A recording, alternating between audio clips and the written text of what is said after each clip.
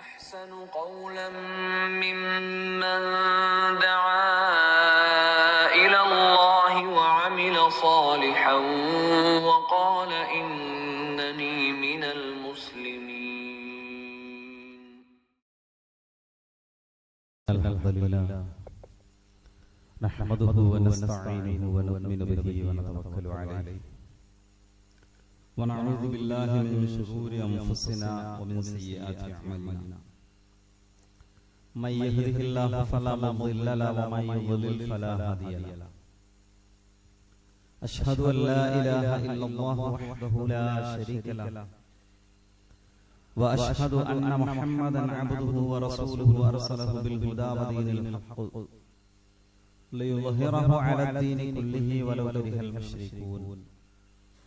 اللهم صل على محمد وعلى آل محمد كما صليت على إبراهيم وعلى آل إبراهيم إنك حميد مجيد. اللهم بارك على محمد وعلى آل محمد كما باركت على إبراهيم وعلى آل إبراهيم إنك حميد مجيد.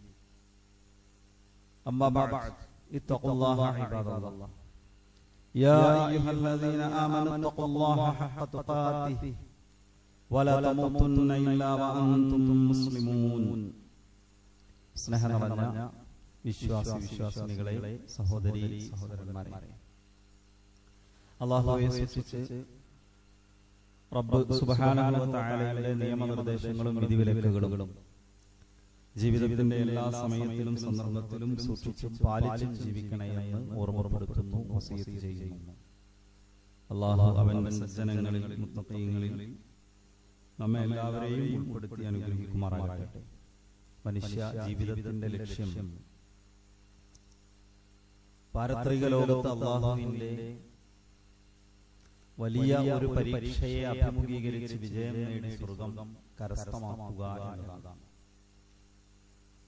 പരലോകത്ത് അല്ലാഹു മനുഷ്യന്റെ ജീവിതത്തെ അളക്കാൻ,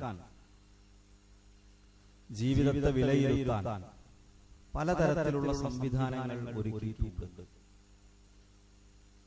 അതിലൊന്നാണ് മീസാൻ.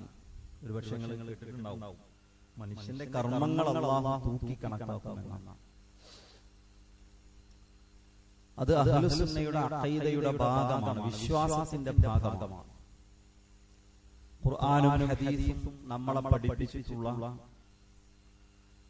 പരലോക വിശ്വാസങ്ങളുമായി ബന്ധപ്പെട്ട പ്രധാനപ്പെട്ട കാര്യങ്ങളിലൊന്നാണ്. ഫഅമ്മാ മൻ ഫഖുലത് മവാസീനുഹു ഫഹുവ ഫീ ഐശത്തിർ റാദിയ. ചെറിയ സൂറത്തുകളിൽ നമുക്ക് മനപ്പാടമുള്ള ഒരായത്ത്. ആരുടെ അമലുകൾക്കാണോ നന്മകൾക്കാണോ ഭാരം കൂടുന്നത് അവർ തൃപ്തികരമായ ജീവിതത്തിലായിരിക്കും. സൂറത്തുൽ മുഅ്മിനൂനിൽ വീണ്ടും അല്ലാഹു പറയുന്നു, വമൻ ഖഫത് മവാസീനുഹു ഫഉലൈക അല്ലദീന ഖസിറു അൻഫുസഹും ഫീ ജഹന്നമ ഖാലിദൂൻ. ആരുടെ കർമ്മങ്ങൾക്കാണോ ഭാരം കുറയുന്നത്, ഫമൻ ഖഫലത് മവാസീനുഹു ഫഉലൈക ഹുമുൽ മുഫ്ലിഹൂൻ. ആരുടെ കർമ്മങ്ങൾക്കാണോ നന്മകൾക്കാണോ ഭാരം കൂടുന്നത്, രണ്ട് വിഭാഗത്തെയും മുഅ്മിനൂനിലൂടെ അല്ലാഹു പഠിപ്പിക്കുന്നുണ്ട്. സൂറ അറാഫിലും അല്ലാഹു ഇതേ വിഷയം പറയുന്നു, വൽ വസ്നു യൗമഇദിനിൽ ഹഖ്. മനുഷ്യന്റെ കർമ്മങ്ങൾ അന്നേ ദിവസം അല്ലാഹു തൂക്കി കണക്കാക്കുമെന്നത് ഹഖാണ്, സത്യമാണ്, യാഥാർത്ഥ്യമാണ്.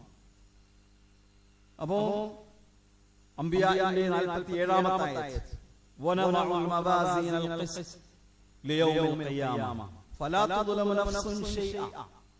അന്നേ ദിവസം അല്ലാഹു ഒരു തുലാസ് സംവിധാനിച്ചിട്ടുണ്ട് എന്നത് സത്യമാണ്. അല്ലെങ്കിൽ നാം അന്നേ ദിവസം ഒരു തുലാസ്, നീതിയുടെ തുലാസുകൾ സംവിധാനിച്ചിട്ടുണ്ട്. ഒരാളോടും അക്രമോ അനീതിയോ ചെയ്യുകയില്ല എന്ന് കൃത്യമായി അല്ലാഹു പഠിപ്പിക്കുന്നു. ഞാൻ ഒരായത്ത് മതി നമുക്ക് തെളിവിന്, അല്ലേ? മനസ്സ് വിശ്വസിക്കാൻ ഒരായത്ത് മതി, ഒരു ഹദീസ് മതി. കൂടുതൽ ആയത്തുകൾ ഓതിയത് സുഹൃത്തുക്കളെ, ഇത് നമ്മൾ ഉറച്ചു വിശ്വസിക്കേണ്ട നമ്മുടെ വിശ്വാസവുമായി ബന്ധപ്പെട്ട ഒരു മർമ്മമാണ്. അതിൽ ഒരു നിലക്കുമുള്ള സംശയം നമുക്കുണ്ടാകാൻ പാടില്ല. ഖുർആൻ നിരവധി സ്ഥലങ്ങളിൽ ആവർത്തിച്ചു പറഞ്ഞ ഒരു സംഗതിയാണ്.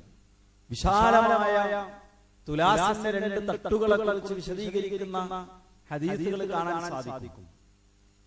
എന്താണ് ഇമാം ഹാക്കിം ഉദ്ധരിക്കുന്ന ഹദീസിൽ കാണാം, പ്രവാചകൻ പറയാണ് യൂളഉൽ മീസാനു യൗമൽ ഖിയാമ, ഖിയാമത്ത് നാളിൽ അല്ലാഹു മീസാൻ സ്ഥാപിക്കും, തുലാസ് സ്ഥാപിക്കും.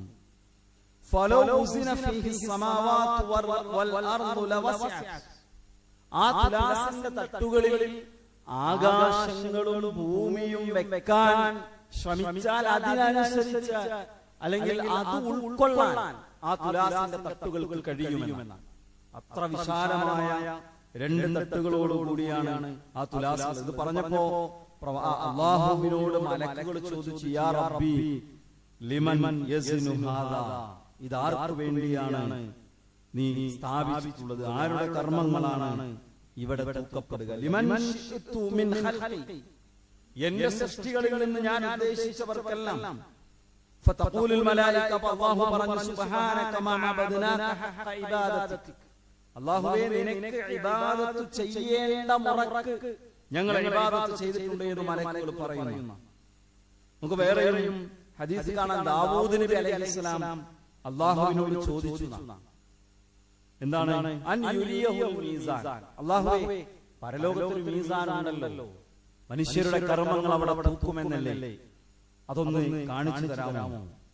അല്ലാഹു അത് കാണിച്ചു കൊടുത്തു. ഫലമ്മാ റആഹു ഹുശിയ അലൈഹി, അത് കണ്ടപ്പോൾ ദാവൂദ് നബി ബോധരഹിതനായി വീണു. അത്ര വലിയൊരു സംവിധാനത്തെയാണ് അല്ലാഹു സംവിധാനിച്ചത്. ഫലമ്മാ അഫാഖ, അദ്ദേഹം ബോധം വീണ്ടും കിട്ടി എഴുന്നേറ്റപ്പോൾ പറഞ്ഞു, ഇലാഹി മൻദല്ലദീ യഖദിറു ബിമലഇ ഇഫ്ഫത്തി ഹസനാതിഹി, അല്ലാഹുവേ ഈ തുലാസിന്റെ നന്മയുടെ തട്ട് നിറക്കാൻ മനുഷ്യരിൽ ആർക്കാണ് സാധിക്കുക? അല്ലാഹു പറയുന്നു, ഇദാ റളീതു അൻ അബ്ദി മലതുഹാ ബിതംറത്തിൻ, ഞാൻ എന്റെ ഒരടിമയെ തൃപ്തിപ്പെട്ടാൽ ഒരു കാരക്ക കൊണ്ട് നന്മയുടെ തട്ട് നിറക്കാൻ എനിക്ക് കഴിയും. സുഹൃത്തുക്കളെ, ഇത് പറഞ്ഞു വരുന്നത് നമ്മളൊക്കെ നേരിടാൻ പോകുന്ന ഒരു വല്ലാത്ത അവസ്ഥയെ കുറിച്ചാണ്. നമ്മളൊക്കെ പരീക്ഷിക്കപ്പെടാൻ ഇരിക്കുന്ന പരലോക ജീവിതത്തിൽ സത്യമായും ഉറപ്പായും നമ്മൾ മുന്നിൽ പോയി നിൽക്കേണ്ട ഒരു മീസാനിനെ കുറിച്ചാണ് പറയുന്നത്. അതുകൊണ്ട് നമ്മുടെ കയ്യിൽ എന്താണ് അതിന്റെ നന്മയുടെ തട്ടിലേക്ക് എടുത്തു വെക്കാനുള്ളത്? എല്ലാ ചെറിയ നന്മകളും ആ നന്മയുടെ തട്ടിലേക്ക് വരും.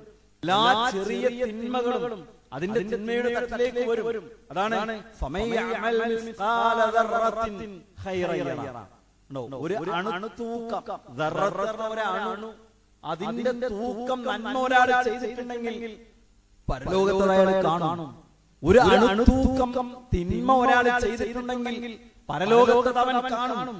ഇബ്നു മസ്ഊദ് റളിയല്ലാഹു അൻഹു പറയുന്ന ഒരു വാചകം കാണാം. മഹാനായ അബ്ദുല്ലാഹി ഇബ്നു മസ്ഊദ് റളിയല്ലാഹു അൻഹു പറയുന്നു, ഇന്നൽ മീസാന യഖിഫു ബിമിസ്ഖാലി ഹബ്ബത്തിൻ, ഒരു ധാന്യമണിയുടെ അത്ര, ഒരു അരിമണിയുടെ അത്ര, ഒരു ഗോതമ്പ് മണിയുടെ അത്ര നന്മ ഒരാൾ ചെയ്തിട്ടുണ്ടെങ്കിൽ നന്മയുടെ തട്ടിനെ അത് താഴ്ത്താൻ ഉപകാരപ്പെടും. എന്നാൽ അത്ര തിന്മ ചെയ്തിട്ടുണ്ടെങ്കിലോ അത് തിന്മയുടെ തട്ടിലേക്ക് വന്നാൽ തിന്മയുടെ തട്ട് താഴാനും നന്മയുടെ തട്ട് പൊന്താനും കാരണമാകും. 2 കാര്യങ്ങളാണ് നമ്മൾ ശ്രദ്ധിക്കേണ്ടത്. ജീവിതത്തിൽ നിസ്സാരമായി ചിന്തിക്കുന്ന ഓരോ തിന്മയും മീസാനിന്റെ മുന്നിൽ നിൽക്കുമ്പോൾ നമുക്കത് വലിയ ഭാരമായിരിക്കും. ജീവിതത്തിൽ വളരെ ചെറുതെന്ന് തോന്നുന്ന ഓരോ നന്മയും മീസാനിന്റെ മുന്നിലെത്തി അതുമായി നമ്മൾ കടന്നു ചെല്ലുമ്പോ അത് നമുക്ക് വലിയ ആശ്വാസമാവും പകരുക.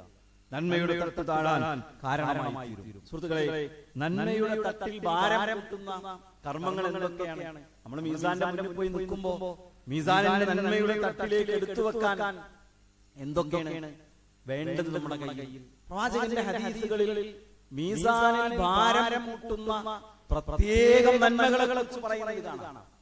പ്രത്യേകം എടുത്തു പറഞ്ഞ നന്മകളുണ്ട്. അതിലൊന്നാണ് സൽസ്വഭാവം, ഹുസ്നുൽ ഖുൽഖ്.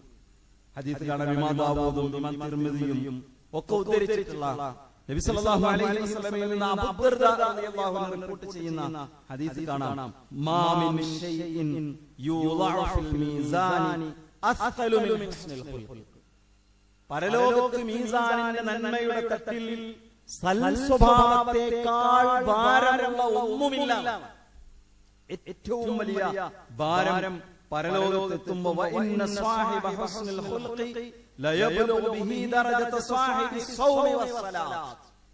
സ്ഥിരമായി നിസ്കരിക്കുകയും സ്ഥിരമായി ഫർദ് നോമ്പുകൾക്ക് പുറമെ സുന്നത്ത് നോമ്പെടുക്കുകയും ചെയ്ത് ജീവിക്കുന്ന ആബിദായ ഒരു മനുഷ്യനെ കുറിച്ച് ആലോചിച്ചു അല്ലേ? എന്തൊരു ഇബാദത്തായിരിക്കും. എല്ലാ നിസ്കാരവും ഉണ്ട്, എല്ലാ സുന്നത്ത് നിസ്കാരവും ഉണ്ട്, ഫർദ് നോമ്പുണ്ട്, സുന്നത്ത് നോമ്പുണ്ട് അല്ലേ? അതാണ് ഇബാദത്ത് ആബിദ് നമ്മൾ പറയാൻ ആൾക്കാരെ. അയാളുടെ മർത്തബയിലേക്ക് എത്താൻ കഴിയും ആർക്ക്? സാഹിബ് ഹുസ്നുൽ ഖുൽഖ്, സൽസ്വഭാവത്തിന്റെ ഉടമകൾ. സുഹൃത്തുക്കളെ, നമ്മൾ സൽസ്വഭാവത്തിന്റെ ഉടമകളാകുമോ? എന്നാൽ മീസാനിന്റെ നന്മയുടെ തട്ടിൽ അത് ഭാരം. നമ്മുടെ സംസാരം നന്നാവണം, നമ്മുടെ പെരുമാറ്റം നന്നാകണം, ആളുകൾ നമ്മളെ ഇഷ്ടപ്പെടണം. ആളുകൾ ചിന്തിക്കുന്നതോ എന്ത് കരുതിയാലും എനിക്ക് പ്രശ്നമില്ല. അതൊരു വിശ്വാസിയുടെ സമീപനമല്ല, വിശ്വാസിയുടെ രീതിയല്ല. ആളുകൾക്കിടയിലെ സ്വീകാര്യത അല്ലാഹുവിന്റെ അടുത്ത് സ്വീകാര്യത കിട്ടാൻ കാരണമാകുന്നതാണ്. അതുകൊണ്ട് പെരുമാറ്റം നന്നാവുക, സംസാരം നന്നാവുക. ഇസ്ലാം മോശമായി പഠിപ്പിച്ച ദേഷ്യം പോലെയുള്ള, അക്ഷമ പോലെയുള്ള, അസൂയ പോലെയുള്ള, അഹങ്കാരം പോലെയുള്ള ഒരു സ്വഭാവ ദൂഷ്യങ്ങളും ഇല്ലാതിരിക്കാൻ നമ്മൾ ശ്രമിക്കുക. ഇസ്ലാം പ്രോത്സാഹിപ്പിച്ചിട്ടുള്ള മിതത്വം, വിട്ടുവീഴ്ച, ക്ഷമ, വിനയം, പരസഹായ മനസ്ഥിതി, ദയ, ഇങ്ങനെ ഒരുപാട് നല്ല സ്വഭാവങ്ങളുണ്ട്. ആ സ്വഭാവങ്ങൾ നമ്മുടെ ജീവിതത്തിലേക്ക് കൊണ്ടുവരാൻ നമ്മൾ പരിശ്രമിക്കുക. നമ്മൾ വാദിക്കുന്നത് നന്മയ്ക്ക് വേണ്ടിയായിരിക്കും, നമ്മൾ നിലകൊള്ളുന്നത് സത്യത്തിനു വേണ്ടിയായിരിക്കും, നമ്മൾ ശബ്ദിക്കുന്നത് നീതിക്ക് വേണ്ടിയായിരിക്കും. എങ്കിലും നമ്മുടെ സ്വഭാവം നന്നാകണം. അറിയോ, പ്രവാചകൻ സ്വർഗത്തിന്റെ 3 തട്ടുകളെ കുറിച്ച് പറഞ്ഞു. പ്രവാചകൻ പറഞ്ഞു, സ്വർഗത്തിന്റെ താഴേതട്ടിൽ ഇന്ന നന്മ ചെയ്യുന്ന ആൾക്ക് അവിടെ വീടുണ്ട്. സ്വർഗത്തിന്റെ നടുത്തളത്തിൽ ഇന്ന നന്മ ചെയ്യുന്ന ആൾക്ക് അവിടെ വീടുണ്ട്. മൂന്നാമത് പ്രവാചകൻ പറഞ്ഞത് അതാണ് നമ്മുടെ പോയിന്റ്. എന്താണ്? സ്വർഗത്തിന്റെ ഏറ്റവും ഉയർന്ന തട്ടിൽ അല്ലാഹു ഒരു വീട് ഒരുക്കി വെച്ച് കാത്തിരിക്കുന്നു. ലിമൻ ഹസ്സന ഖുലുഖഹു, ആരാണോ തന്റെ സ്വഭാവം നന്നാക്കിയത് അവർക്ക് വേണ്ടി. നമ്മുടെ വാക്കുകൾ, നമ്മുടെ പെരുമാറ്റങ്ങൾ, ഇതിനൊക്കെ ദീനിൽ വലിയ പ്രാധാന്യമുണ്ട്. പരലോക വിചാരണയെ അതിന്റെ ജയപരാജയങ്ങളെ തീരുമാനിക്കുന്ന ഒരു പ്രധാന മാനദണ്ഡം സൽസ്വഭാവമാണെന്ന് പറഞ്ഞാൽ എന്തൊരു വലിയ മൂല്യമാണ് ഇസ്ലാം മുന്നോട്ട് വെക്കുന്നത്. അതാണ് ശരിക്കും മതം എന്ന് പറഞ്ഞാൽ. ഇസ്ലാമിന്റെ അടിസ്ഥാന വിശ്വാസങ്ങൾ ജീവിതത്തിൽ സ്വീകരിച്ചു കഴിഞ്ഞാൽ, ഇസ്ലാമിലെ നിർബന്ധ ആരാധനകൾ ജീവിതത്തിൽ പാലിച്ചു കഴിഞ്ഞാൽ, അതോടൊപ്പം നമ്മൾ കൊണ്ടുനടക്കേണ്ടതാണ് സൽസ്വഭാവം, നല്ല നല്ല സ്വഭാവം. പ്രവാചകനാണ് മാതൃക കാണിച്ചത്. അതാണ് മതം അല്ലെ? ഇവിടെ മതം എന്ന് പറഞ്ഞാൽ മറ്റു പലതും. മതത്തിന്റെ പേരിൽ എന്തൊക്കെ നടക്കുന്നത്? 2 കന്യാസ്ത്രീകൾ എവിടെയാണ്? ജയിലിലാണ്. ഇവിടെ ആ ജയിലിലാക്കാൻ വേണ്ടി നടത്തുന്ന ഗൂഢാലോചനകൾ അതും മതത്തിന്റെ പേരിലാണ്. ഇതാണോ മതം? ഇങ്ങനെയാണോ മതം? ഞാൻ മതത്തെ വിമർശിക്കല്ല. ഒരു കോമൺ സെൻസ് ഉള്ള മനുഷ്യർ എന്ന നിലയ്ക്ക് തിരിച്ചറിയാൻ എല്ലാവർക്കും സാധിക്കണം. ഒരു സൂചന നൽകുന്നു മാത്രം. കഴിഞ്ഞ കുറച്ച് ദിവസമായിട്ട് കർണാടകയിലെ ധർമ്മസ്ഥല എന്ന് പറയുന്ന ഒരു ക്ഷേത്ര നഗരിയോടനുബന്ധിച്ച് എന്താണ് അവിടെ പോലീസ് ഡിപ്പാർട്ട്മെന്റ് തെരച്ചിൽ നടത്തിക്കൊണ്ടിരിക്കും. മൃതശരീരങ്ങൾ. ഇന്നലെ ഒരു വാർത്ത കണ്ടത് അതിന്റെ അപ്പുറത്തേക്കുള്ള അപ്ഡേഷൻ നോക്കിയിട്ടില്ല. 15 മൃതശരീരങ്ങൾ കിട്ടിയെന്ന്. അവിടെ ജോലി ചെയ്തിരുന്ന, അവിടെ ശുചീകരണ തൊഴിലാളിയായി ജോലി ചെയ്തിരുന്ന ഒരു മനുഷ്യൻ ജോലി ഉപേക്ഷിച്ചു പോയി വർഷങ്ങൾക്ക് ശേഷം ഒരു വെളിപ്പെടുത്തൽ നടത്തുകയാണ്. ഒരുപാട് സ്ത്രീകളുടെ മൃതശരീരങ്ങൾ, ശവശരീരങ്ങൾ പെട്രോൾ ഒഴിച്ച് കത്തിച്ചും വസ്ത്രത്തോടെ സ്കൂൾ ബാഗോടുകൂടി 14 വയസ്സുകാരിയെ ഞാൻ കുഴിച്ചു മൂടിയെന്ന. ദീൻ എന്നുള്ളത് എന്താവണം? മറ്റുള്ളവരെ ആക്രമിക്കാനുള്ളതോ ഉപദ്രവിക്കാനുള്ളതോ അല്ല. അതൊരു മതത്തിന്റെ ബേസിൽ ചെയ്തു എന്നല്ല ഞാൻ പറയുന്നത്. പക്ഷേ മതവുമായി ബന്ധപ്പെട്ട് നിൽക്കുന്ന സ്ഥലങ്ങളിൽ നിന്ന്, ഇടങ്ങളിൽ നിന്ന് ഇത്തരം വാർത്തകൾ കേൾക്കുമ്പോൾ നമുക്ക് ഭയങ്കരമായ പ്രയാസങ്ങൾ പലപ്പോഴും ഉണ്ടാകാറുണ്ട്. പറഞ്ഞു വന്ന പോയിന്റ് ആണ് സുഹൃത്തുക്കളെ, പരലോകത്ത് നമ്മുടെ മീസാനിന്റെ നന്മയുടെ താഴാണെന്ന് നമ്മൾ ആഗ്രഹിക്കുന്നുണ്ടെങ്കിൽ നമ്മൾ ചെയ്യേണ്ട പ്രധാനപ്പെട്ട കാര്യം നമ്മുടെ പെരുമാറ്റ സ്വഭാവമൊക്കെ മറ്റുള്ളവർക്ക് ഇഷ്ടപ്പെടുന്നതാകണം. എന്ന് പറഞ്ഞാൽ മറ്റുള്ളവർക്ക് വേണ്ടി ദീനിൽ വിട്ടുവീഴ്ച ചെയ്യണമെന്നല്ല പറയുന്നത്. മറിച്ച് ഇസ്ലാം പഠിപ്പിക്കുന്നതനുസരിച്ചുള്ള അത് ഞാൻ എനിക്ക് പറയാനുള്ള പറഞ്ഞു, ഞാൻ എനിക്ക് ചെയ്യാനുള്ള ചെയ്തു, അങ്ങനെയല്ല നമ്മൾ ശ്രദ്ധിക്കേണ്ടത്. ഹക്ക് പറയണം, നസീഹത്തോടു കൂടി പറയണം. നീതി പറയണം, നസീഹത്തോടു കൂടി പറയണം. സത്യത്തിന്റെ കൂടെ നിൽക്കണം. ഞാൻ സത്യത്തിന്റെ കൂടെ നിൽക്കാൻ വേണ്ടിയാണ് ഇത് ചെയ്യുന്നത് എന്ന് ബോധ്യപ്പെടുത്തണം. അനാവശ്യമായി ആളുകളോട് കയറുന്നതും ആളുകളെ മടുപ്പിക്കുന്നതും ആളുകളെ വെറുപ്പിക്കുന്നതും മതം പ്രോത്സാഹിപ്പിക്കാത്ത, നിരുത്സാഹപ്പെടുത്തിയാണ്. തൗഹീദ് പ്രബോധനം ചെയ്യാൻ പോകുമ്പോൾ പോലും പ്രവാചകൻ പറഞ്ഞിരുന്നത് എന്താണ്? ലോകത്തെ ഏറ്റവും വലിയ സത്യം എന്താണ്? ലാ ഇലാഹ ഇല്ലല്ലാഹ്, തൗഹീദാണ്. അവിടെ പോലും അല്ലാഹുവിന്റെ റസൂൽ പറഞ്ഞത് ബശ്ശിറൂ വലാ തുനഫിറൂ, ബശ്ശിറൂ വലാ തുനഫിറൂ, യസ്സിറൂ വലാ തുഅസ്സിറൂ. നിങ്ങൾ ആളുകൾക്ക് സന്തോഷവാർത്ത അറിയിക്കുക. നിങ്ങൾ ആദ്യം നരകത്തെക്കുറിച്ചല്ല പറയേണ്ടത്, നിങ്ങൾ ആദ്യം ശിക്ഷയെക്കുറിച്ചല്ല പറയുന്നത്. അത് പറയണം. സ്വർഗത്തെക്കുറിച്ചാണ് പറയുന്നത്, കൂലിയെക്കുറിച്ചാണ് പറയുന്നത്, പ്രതിഫലത്തെക്കുറിച്ചാണ് പറയുന്നത്. ആളുകൾക്ക് എളുപ്പമാണ് ഉണ്ടാക്കേണ്ടത്, ആളുകൾക്ക് പ്രയാസം ഉണ്ടാക്കരുത്. നിസ്കരിക്കാൻ തന്ന ആള് നീട്ടിയോതി, അധികം നീട്ടിയോതി, മഅ്മൂമിന് ബുദ്ധിമുട്ടായി. നബിയോട് പറയുന്നത്, നബിയെ അയാൾ നീട്ടിയോതാണ്, തുടരാൻ പറ്റുന്നില്ല. ഇമാമിനെയാണ് നബി ആക്ഷേപിച്ചത്, അൻത ഫത്താൻ, നീ കുഴപ്പക്കാരനാണ്, ഫത്താനാണ്, ഫിത്ന ഉണ്ടാക്കാൻ. ദീൻ എല്ലാവരെയും എളുപ്പമാക്കാൻ പഠിപ്പിക്കുന്നത്. അതിന്റെ ഒരു തത്വം നമ്മുടെ ജീവിതത്തിലേക്ക് എടുത്തു വെക്കണം. അതുപോലെ തന്നെ സുഹൃത്തുക്കളെ, മീസാനിൽ ഭാരം കൂട്ടുന്ന വളരെ ചെറിയ ചെറിയ ചില കാര്യങ്ങളുണ്ട്, നമുക്ക് വളരെ എളുപ്പത്തിൽ ചെയ്യാൻ പറ്റുന്ന, എന്നാൽ അത് പരലോകത്ത് വലിയ ഭാരമുള്ളതായിരിക്കും. അതിലൊന്നാണ് ദിക്റുകൾ. പല ദിക്റുകളെയും പ്രവാചകൻ എടുത്തു പറഞ്ഞു. ഒന്ന് നോക്കൂ, അൽഹംദുലില്ലാഹ് തംലഉൽ മീസാൻ വസുബ്ഹാനല്ലാഹി വൽഹംദുലില്ലാഹ് തംലഉ മാ ബൈനസ് സമാഇ വൽ അർദ്. അൽഹംദുലില്ലാഹ് എന്ന വാക്ക്, എന്ന ദിക്ർ, ഹംദല, അല്ലാഹുവിനെ സ്തുതിക്കുന്ന വാചകമുണ്ടല്ലോ, അത് മീസാനിൽ നിറക്കും. അൽഹംദുലില്ലാഹ് വലുപ്പം ആലോചിക്കും. മീസാനിന്റെ വലുപ്പം എത്ര പറഞ്ഞു? ആകാശങ്ങളും ഭൂമിയും മീസാന്റെ തട്ടിൽ വെച്ചാൽ അത്ര വിശാലമാണ്. ആ മീസാന്റെ തട്ടുന്നത് വെക്കാൻ വെച്ചാൽ അതിനകത്ത് കൊള്ളും, അത്ര വലുതാണ്. ആ മീസാനിന് നിറയ്ക്കാൻ ഒരു അൽഹംദുലില്ലാഹ് കഴിയും.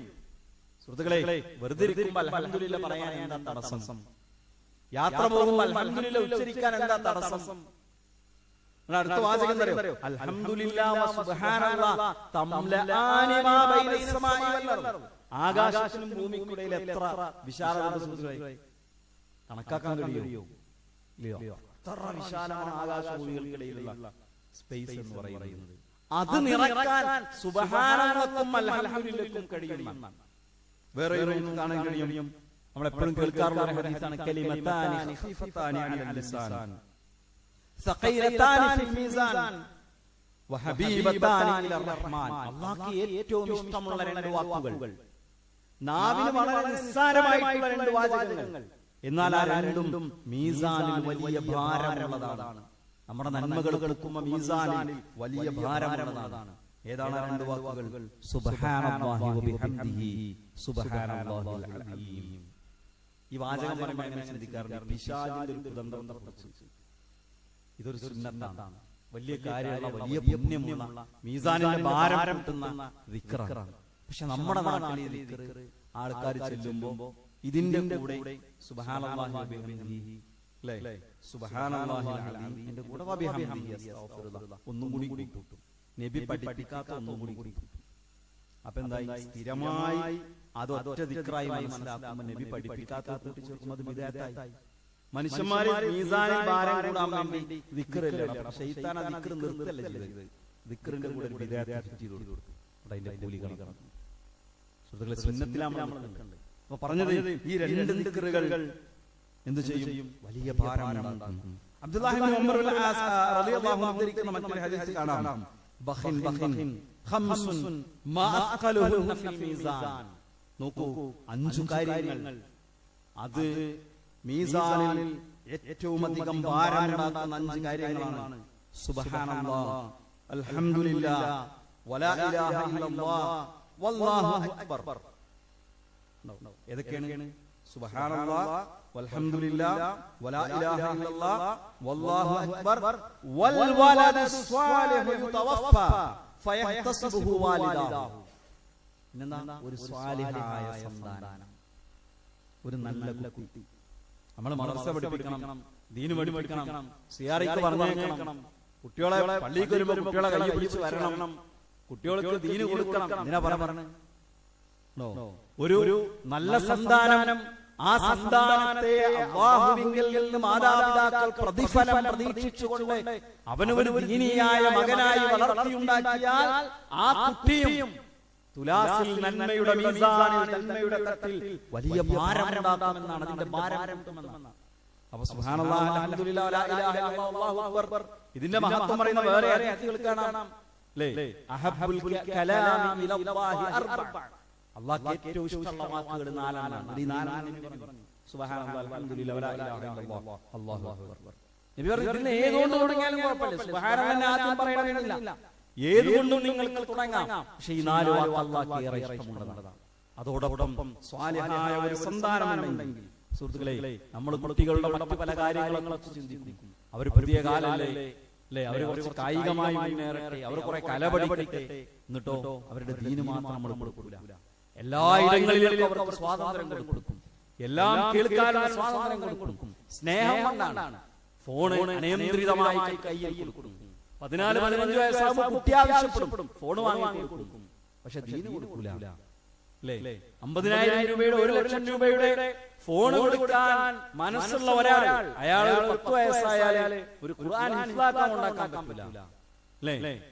പിന്നെ മദ്രസയിൽ ഒരു 10 കൊല്ലം തികച്ച 8 കൊല്ലം തികച്ചു പഠിപ്പിക്കാൻ പ്രശ്നമാണ്. 50 രൂപ ഫീസ്, 75 രൂപ നമുക്ക് പ്രശ്നമാണ്. 50 ലക്ഷം ഫോൺ വാങ്ങി കൊടുക്കാൻ പ്രശ്നമില്ല. അവസാനം ഈ കുട്ടി എന്തായി മാറും? അതുകൊണ്ട് വലതുൻ സ്വാലിഹ് മീസാനിന്റെ ബലം കൂട്ടുന്ന കനം കൂട്ടുന്ന ഒന്നാണ് എന്ന് നമുക്ക് കാണാൻ കഴിയും. വേറൊന്ന് വളരെ ലളിതമായിട്ടുള്ള ഒരു കാര്യം പ്രവാചകൻ സല്ലല്ലാഹു അലൈഹി വസല്ലം പറയാണ്. എന്താ? ഒരിക്കൽ നബി പള്ളിയിലേക്ക് കടന്നു ചെന്നു. അപ്പോ അവിടെ ആരെന്നറിയോ? ജുവൈരിയ റളിയല്ലാഹു അൻഹയുണ്ട്, നബിയുടെ ഭാര്യ, നമ്മുടെ ഉമ്മ. അന്ന നബി സല്ലല്ലാഹു അലൈഹി വസല്ലം ഖറജ മിൻ ഇൻദിഹാ ബുക്റതൻ ഹീന സല്ല സുബ്ഹ് വഹിയ ഫീ മസ്ജിദിഹാ, പള്ളിയിൽ ഇരിക്കുകയാണ്. കുറച്ചു കഴിഞ്ഞ് നബി ളുഹയുടെ സമയമായി അവിടെ ചെന്നപ്പോൾ അപ്പോഴും ജുവൈരിയ റളിയല്ലാഹു അൻഹ പള്ളിയിൽ ഇരിക്കുകയാണ്. വീണ്ടും നബി സല്ലല്ലാഹു അലൈഹി വസല്ലം അപ്പോൾ അവരോട് ചോദിച്ചു, മാസിൽതി അലൽ ഹാലില്ലതി ഫാറഖ്തി അലൈഹി, ഞാൻ നേരത്തെ നിന്റെ അടുത്ത് പോകുമ്പോഴുള്ള അതേ അവസ്ഥയിൽ ഈ പള്ളിയിൽ തന്നെ നീ ഇരിക്കുകയാണല്ലോ. ഖാലത്ത് നഅം, അതെ, ഞാൻ ഇവിടെ തുടരുകയാണ്. അപ്പോൾ നബി സല്ലല്ലാഹു അലൈഹി വസല്ലം പറയുകയാണ്, ലഖദ് ഖുൽതു ബഅദകി അർബഅ കലിമാത്തിൻ സലാസ മർറാത്ത്, ഞാൻ നിനക്ക് ചില കാര്യങ്ങൾ പറഞ്ഞുതരാം, എന്നിട്ട് അത് നീ ഉച്ചരിക്കുകയാണെങ്കിൽ നാളെ പരലോകത്ത് അതിന്റെ മീസാനിൽ വലിയ ഭാരമുള്ളതായിരിക്കും. നീ 3 തവണ ഒരു വാചകം ഉച്ചരിച്ചാൽ, പ്രഭാതത്തിൽ 3 തവണ ഒരു വാചകം ഉച്ചരിച്ചാൽ മീസാനിൽ വലിയ ഭാരമുണ്ടാകും. ഏതാണ്? സുബ്ഹാനല്ലാഹി വബിഹംദിഹി عدد خلقه ورضا نفسه وزنة عرشه ومداد كلماته. سبحان الله وبحمده عدد خلقه رضا نفسه زنة عرشه ومداد كلماته. ഈ വാചകം 3 തവണ ഉച്ചരിക്കുന്നത് നിന്റെ അമലിന്റെ ഭാരം, ഏറ്റവും ഭാരമുള്ള അമലുകളിൽ പെട്ടതാണ്. സുഹൃത്തുക്കളെ, ഈ ദിക്ർ മുമ്പ് എപ്പോഴെങ്കിലും കേട്ടിട്ടുണ്ടോ? ഇത് പ്രഭാത പ്രാർത്ഥനകൾ പറയുന്ന പ്രവാചകൻ സല്ലല്ലാഹു അലൈഹി വസല്ലം പഠിപ്പിക്കുന്ന ഒരു സംഗതിയാണ്. അതുകൊണ്ട് അത് ജീവിതത്തിൽ കൊണ്ടുവരാൻ നമ്മൾ ഓരോരുത്തരും ശ്രദ്ധിക്കണമെന്നാണ് ഓർമ്മപ്പെടുത്താനുള്ളത്. ഇതിന് സമാനമായ ജനാസ സംസ്കാരം, മയ്യിത്ത് സംസ്കാരത്തെക്കുറിച്ച് പറയുന്നത് കാണാം. മൻ ശഹിദൽ ജനാസ ഹത്താ യുസല്ലി അലൈഹാ ഫലഹു ഖൈറാത്ത്. ഒരാൾ ഒരു മരിച്ചിടത്ത് പോയി, ഒരു മയ്യിത്തിന്റെ അടുത്ത് നിന്ന് ആ മയ്യിത്ത് നിസ്കാരം വരെ മയ്യിത്ത് നിസ്കരിച്ചു, അപ്പോഴോ അയാൾ ഒരു ഖൈറാത്ത് പുണ്യമുണ്ട്. ഹദീസ് പ്രസിദ്ധമാണ്. മൻ ശഹിദഹാ തതുഫന ഫലഹു ഖൈറാത്താൻ. അയാൾ മയ്യിത്ത് നിസ്കാരത്തിലും പങ്കെടുത്തു, ഖബറടക്കാനും പങ്കെടുത്തു, എന്നാലോ വലഹു ഖൈറാത്ത്, അയാൾക്ക് 2 ഖൈറാത്ത് പുണ്യമുണ്ട്. അപ്പോൾ സ്വഹാബിമാർ ചോദിച്ചു, വൽ ഖൈറാത്താൻ യാ റസൂലല്ലാഹ്, എന്താണ് നബി ഖൈറാത്തുകൾ എന്ന് പറഞ്ഞാൽ? നബി പറഞ്ഞു, മിസ്ലുൽ ജബലൈനി അലീമൈൻ, 2 വലിയ പർവതത്തിനു സമാനമാണത്. വേറെ റിവായത്തിൽ വന്നത് അസ്വാറുഹുമാ മിസ്ലു വഹദ്, അതിലെ ചെറിയ ഖൈറാത്തിന്റെ ഏറ്റവും ചെറിയ അളവ് പറഞ്ഞ വഹദ് മലയുടെ വലുപ്പമുണ്ട്. വഹദ് മല ഏകദേശം 7 കിലോമീറ്ററോളം നീളം, 3 കിലോമീറ്റർ വീതി. അപ്പൊ ഏറ്റവും ചെറിയ ഖൈറാത്ത് വഹദ് മല വലുപ്പം. 2 ഖൈറാത്ത്. എപ്പോന്നറിയോ? മയ്യത്തിന്റെ കൂടെ ജനാസ നമസ്കാരത്തിൽ പങ്കെടുത്ത് ഖബറടക്കുന്നത് വരെ കൂടെ നിന്നാൽ നമ്മുടെ ആൾക്കാർ മരിച്ചാൽ കണ്ടുപോലും കണ്ടുപോലും അതിനെല്ലാം നിസ്കാരത്തിനാണ് പ്രതിഫലം. കാണുന്നതും ആശ്വസിപ്പിക്കുന്നതും എല്ലാം ഇസ്ലാമികമായ മര്യാദകളിൽപ്പെട്ടതാണ്. തഅസിയത്ത് 3 ദിവസം ഉണ്ട്. അവിടെ പോകാം, ബന്ധുക്കളെ കാണാം, അവരെ ആശ്വസിപ്പിക്കാം, അവർക്ക് അങ്ങോട്ട് ഭക്ഷണം ഉണ്ടാക്കി കൊടുക്കാം. നമ്മുടെ നാട്ടിലെല്ലാം തിരിച്ചാ.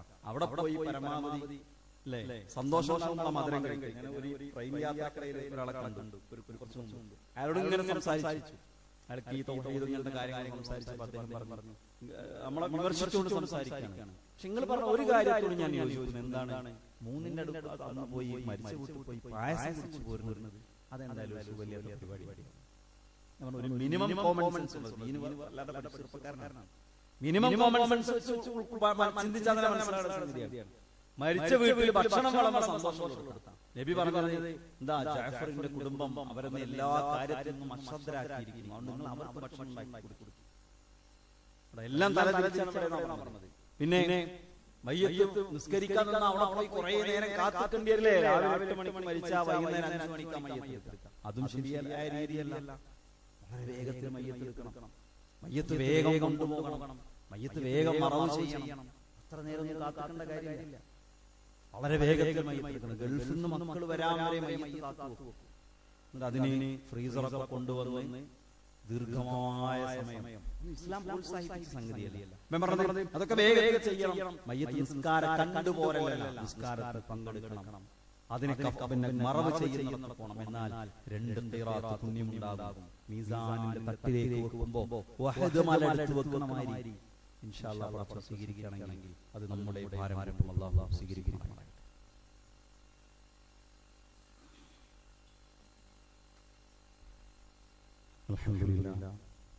അൽഹംദുലില്ലാഹി റബ്ബിൽ ആലമീൻ വസ്സലാത്തു വസ്സലാമു അലാ നബിയിനാ മുഹമ്മദിൻ വഅലാ ആലിഹി വഅസ്ഹാബിഹി അജ്മഈൻ. അമ്മാ ബഅദ്.